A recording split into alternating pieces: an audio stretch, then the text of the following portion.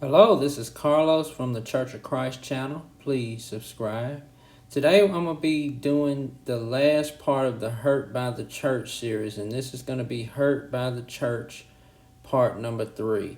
And in particular, I want to discuss one topic that really is very vital to understand once you've been hurt. But listen to these clips and I'll come right back.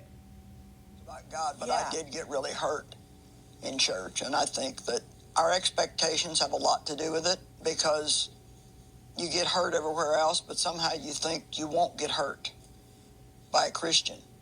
But the thing that people have to realize is that I heard one time that church is just a hospital for a bunch of dysfunctional people. And it's so true. I mean, we're still people, and you still deal with all the same stuff that you deal with.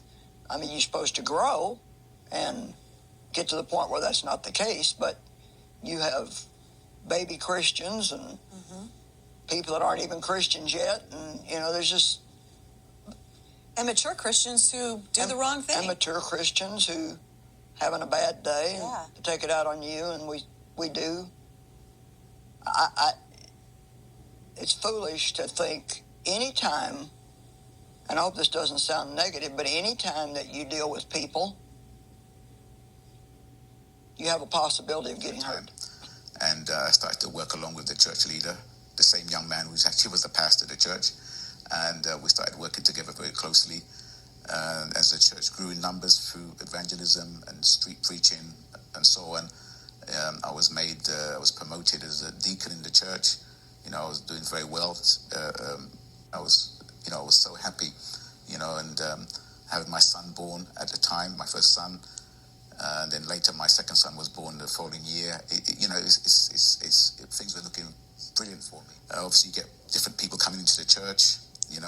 There was a lot of jealousy, envy, because I was very close to the pastor, because we were very close, and people were lying on me to the pastor. They were saying things like I was trying to take over his church. But because he saw how God was using me, the church leader, the pastor, saw how God was using me and how the young men was flocking around me. So, the pastor got a bit funny over it.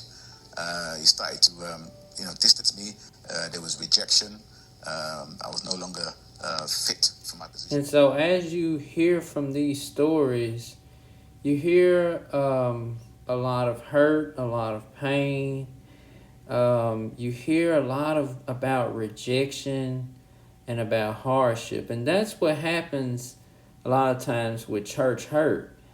We come to a place where we expect good things, we expect to be built up, we expect community, and as a result, when the opposite happens, it leaves you in a constant state of sadness, and sometimes you even lose faith, not only just in God, but even, in his people. But there's one particular thing that I want to discuss on this part that you do not want to let grow inside of you. Okay? It's very important. So, you ready? You ready to know what it is? Well, it is quite simply bitterness. That's right. Bitterness. And it's very easy to get bitter when things don't work out in your favor, or you've just been hurt by people that you didn't expect to be hurt by. And if you let bitterness overtake you, it will eat you up. It will eat you up. So let's look at two scriptures. Let's look at Ephesians 4:31-32. Let all bitterness and wrath and anger and clamor and slander be put away from you, along with all malice. Be kind to one another, tenderhearted, forgiving one another, as God in Christ has forgiven you. And so part of that forgiveness is making sure that the bitterness does not grow inside of you. Okay? There are some things that God instructs for us to let go. Let's look at Hebrews 12:14-15. Follow peace with all men and holiness, without which no man shall see the Lord.